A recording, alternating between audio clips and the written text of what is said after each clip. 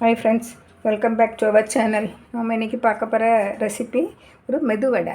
அதாவது திடீர்னு நம்மளுக்கு சாயங்கால டிஃபனுக்கு செய்யணும்னு தோணிச்சோன்னா நம்ம ரவையை 10 நிமிஷம் ஊற வச்சு நம்ம செய்திடலாம். நம்ம இப்போ எப்படி செய்திடலான்னு பார்ப்போம். அதுக்கு தேவையான பொருளையும் பார்த்துடலாம். பாருங்க, நான் இது அதோட மசாலா டீயும் போட்டு வச்சுருக்கேன். அதையும் நீங்கள் செய்து பாருங்கள். எப்படி செய்யுதுன்னு பார்த்துருவோம். ரவா மெது வடைக்கு தேவையான பொருளை நம்ம பார்த்துருவோம். 1 கப்பு ரவை எடுத்து வச்சுருக்கேன். 1/2 கப்பு தயிர், கொஞ்சமாக மிளகு தட்டி வச்சுருக்கேன். ஒரு 10 மிளகு தட்டி வச்சுருக்கேன். பேக்கிங் சோடா 1 பிஞ்சு, உப்பு தேவையான அளவு உப்பு. பாருங்கள், ஒரு பெரிய வெங்காயம், மல்லிக்கீரை, ஒரு துண்டு இஞ்சி பொடிச்சு தட்டி வச்சுருக்கேன். 2 பச்சை மிளகாய், கருவேப்பிலை. இவ்வளோதான் நம்மளுக்கு தேவை. நம்ம இப்போ எப்படி செய்திடலான்னு பார்த்துருவோம். ஒரு மிக்சிங் பவுல் எடுத்து நம்ம அதில் ரவையை போடுவோம். தேவையான அளவு உப்பு போடுங்க. தயிர்,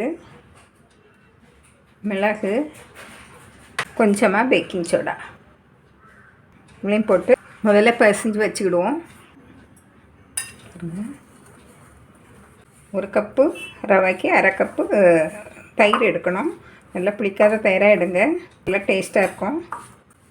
இன்னும் நம்ம இதை கொஞ்சமாக தண்ணி விட்டு கலந்து வச்சுக்கிடுவோம். ஒரு 10 நிமிஷம் ஊறணும். கெட்டியாட்டு நல்லா பிசைஞ்சு வச்சிடணும். உப்பு எல்லாம் பார்த்துடுங்க. இன்னும் ஒரு 10 நிமிஷம் இதை மூடி வச்சுருவோம். 15 நிமிஷம் ஆகிட்டு நல்லா ஊறியிருக்கு. பாருங்கள், நல்லா கொஞ்சம் கெட்டி ஆயிடுச்சு. கொஞ்சம் நல்லா பிசைஞ்சிக்கிடுங்க. ரவை சாஃப்டாக வரணும். பாருங்கள், இப்படி நல்லா சாஃப்டாக இருக்கணும். இன்னும் நம்ம இந்த வெங்காயம் எல்லாம் புடச்சிங்க நல்லா இலகிரும். நல்லா பிசைஞ்சாச்சு. நம்ம இனிமேல் வெங்காயம், இஞ்சி, மல்லிக்கீரை, பச்சை மிளகாய், கருவேப்பிலை எல்லாம் போட்டுருவோம். எல்லாம் போட்டு நல்லா பிசைஞ்சு எடுத்துருவோம்.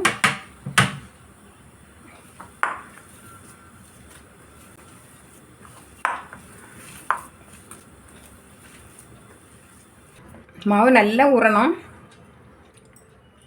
நல்லா பிசைஞ்சு வச்சு பாருங்கள், இப்படி இருக்கணும். இப்படி கொஞ்சம் இலக்கமாக இருக்கணும். அப்படின்னா தான் பஞ்சு போல் வரும்.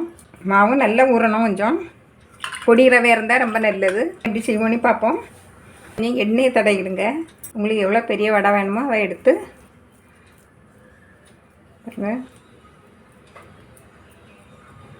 வடை ஷேப்பில் நம்ம இப்படி தட்டி இப்படி போட்டுடலாம். எண்ணெயில் இங்கே கையில் எண்ணெயை தடவிட்டு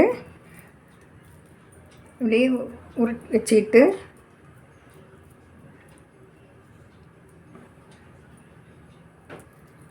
அதுக்குள்ளே எண்ணெய் காய்ச்சிட்டு பாருங்கள். கொஞ்சம் எண்ணெயை தடவிங்க, அப்படியே அழகாக வந்துடும்.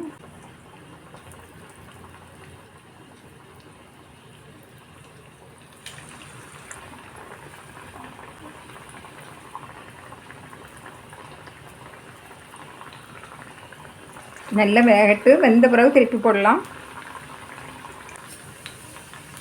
இப்போ திருப்பி போடுவோம்.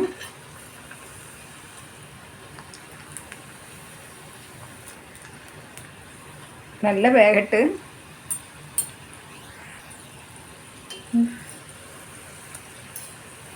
திருப்பி திருப்பி போடுங்க. அப்படின்னா தான் நல்லா சிவந்து வரும். பாருங்கள், இப்படி நல்லா இதோட சிவந்து வரணும். இதை எடுத்துருவோம். நல்லா வந்துட்டு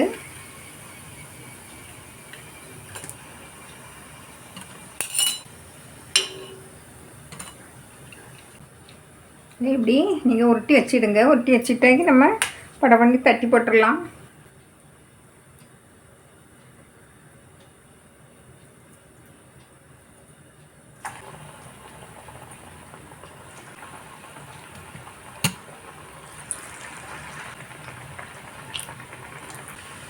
நீங்கள் திருப்பி விடுங்க. முதல்ல போட்டது வந்துருக்கோம்.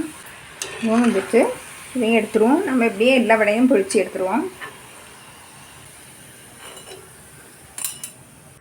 வடை எல்லாம் ரெடி ஆயிடுச்சு. இவ்வளோ சாஃப்டாக இருக்குது உள்ளே. இப்போ இது முறுமுறுன்னு இருக்குது. இவ்வளோ சாஃப்டாக உள்ளே இருக்கும் பாருங்கள். நல்லா சூடாக இருக்குது, இது நல்லா சாஃப்டாகிட்டு இருக்கும். நம்ம இப்போ இது கூட ஒரு டீயை போட்டுருவோம், மசாலா டீ. அதை எப்படின்னு பார்த்துருவோம்.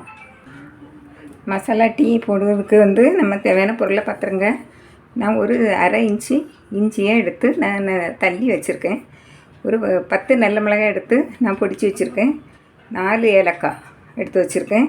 பாருங்கள், ஒரு சின்ன துண்டு பட்டை, கிராம்பு, 4 கிராம்பு.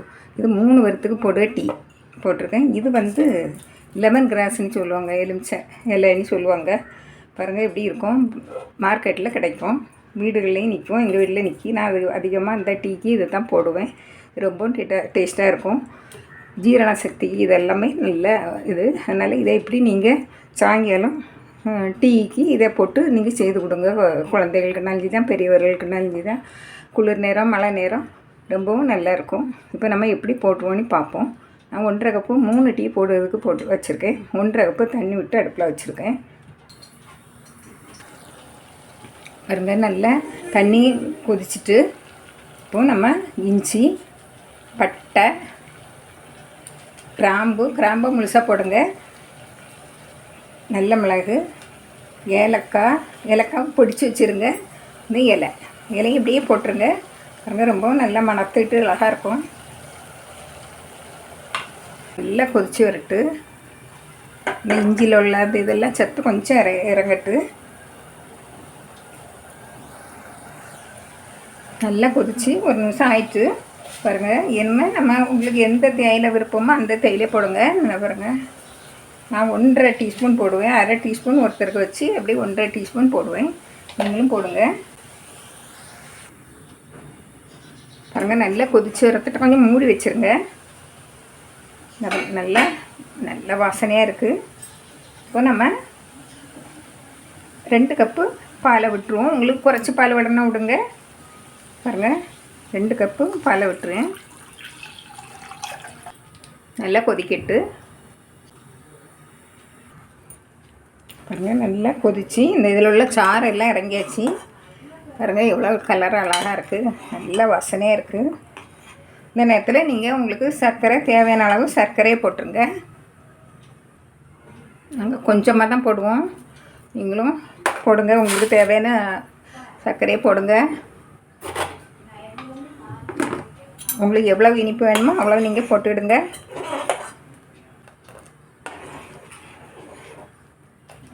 நம்ம அடுப்பை அணைச்சிட்டு ஒரு நிமிஷம் அப்படியே மூடி வச்சிடணும்.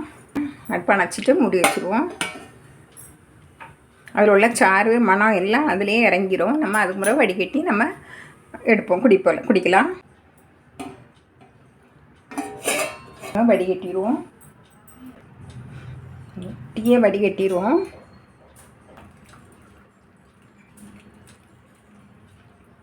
இன்னும் ஒரு கப்பில் நல்லா ஆற்றி விடுங்க. உங்களுக்கு தேவையான இனிப்பும் காணும்னா பார்த்து பாருங்கள், இப்படி ஆற்றி விட்டுருங்க. இது நல்லா ஆற்றி விடுங்க, அப்படின்னா தான் டேஸ்ட்டாக இருக்கும்.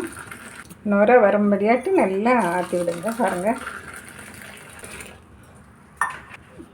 கப்பில் இப்படி நுரை வரும்படி விடுங்க.